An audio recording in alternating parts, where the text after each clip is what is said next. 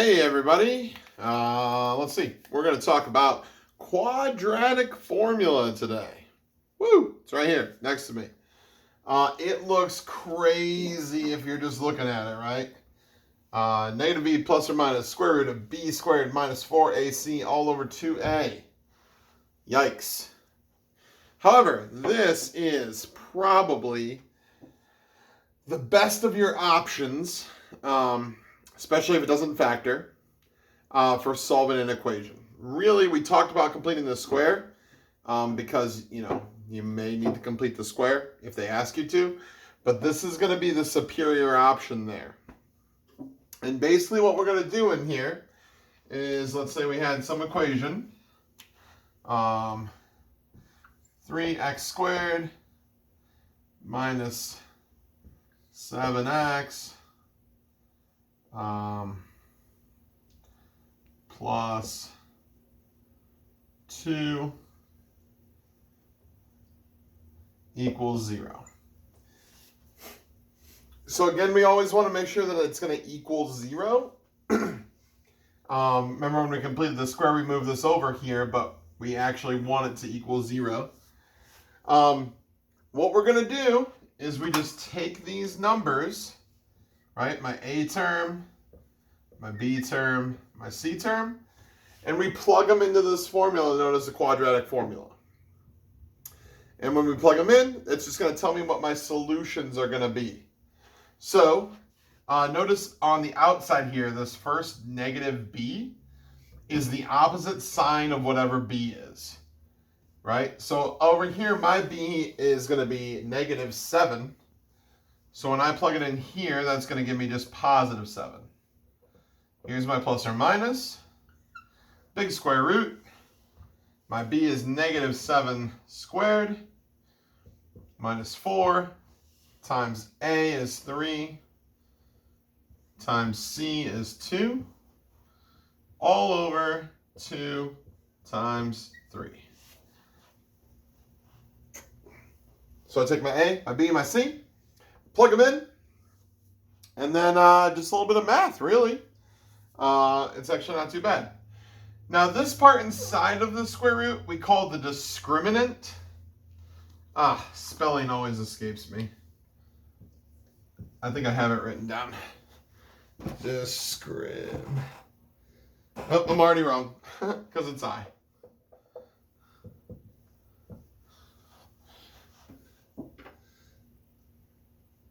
R-I-M-I-N.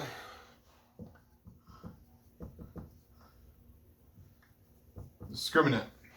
The discriminant is this part that's under the square root. And it's going to tell us a couple things.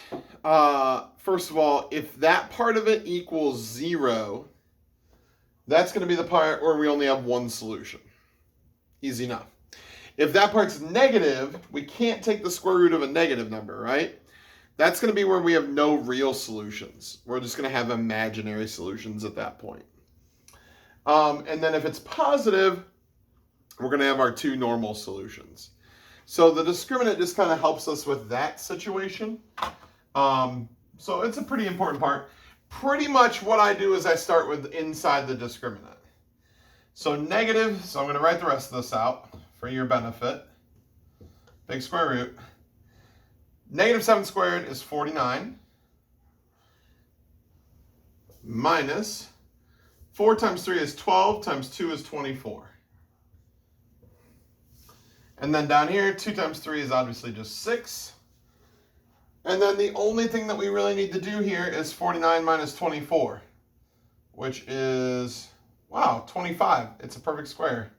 I wasn't expecting that, I'm going to be honest with you.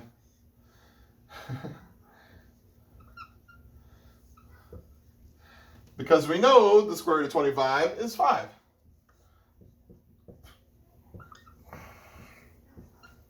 So I can get some solutions here.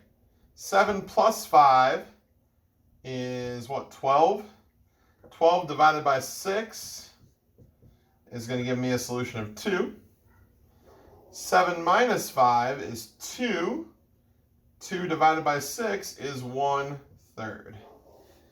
So this one, 3x squared minus 7x plus 2 that I just randomly came up with, actually has pretty solutions. 2 and 1/3. And we got that by using the quadratic formula. So it's actually really, really easy. We are just simply plugging in numbers to an equation that we know, and that is going to kick us back out some solution stuff. Not bad. Now, a lot of times, like let's say this was the square root of 26. Obviously, we would just leave it like that. If we can't break down the square root, just like we've been writing our answers, we would just leave it 7 plus or minus square root of 26 over 6. And those are my two solutions. Let's try a different one. I didn't mean to erase 2a right there. My bad.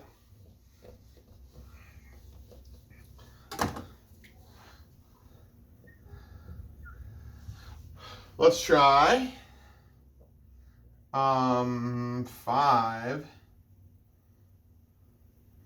x squared plus 10x minus 12 equals 0. So again, all we're going to do is kind of define our terms. This is my A, this is my B, this is my C, and we just plug that stuff right in. So B, if B is 10, then this is going to be negative 10 plus or minus the square root of 10 squared minus 4 times 5 times negative 12 all over 2 times 5. So we just plug in numbers where they go, start inside the discriminant, and go to town. 10 squared is 100. 4 times 5 is 20. Let's do it this way. Negative 4 times 5 is negative 20 times negative 12. Eesh.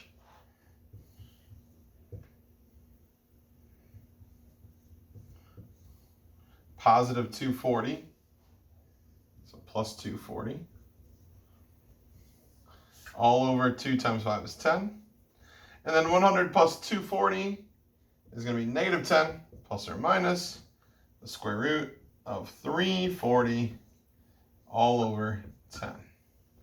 Now, I would still check and see if I can break that square root of 340 down. If you can, excellent. If we can't, we can just leave it like that. But that's probably not the most important part of this, right? Is that simplifying part. But I would say if we're talking multiple choice, they're probably going to give you this answer in terms of it simplified. But I told my in-class kids this today. If you feel good about your answer and it doesn't look like one of the answers on the air test, put it in your calculator, see what the decimal equivalent is, and then check the answers they give you.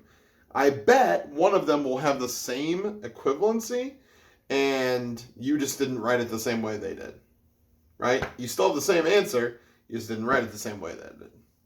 So that's quadratic formula. Not so bad, pretty straightforward.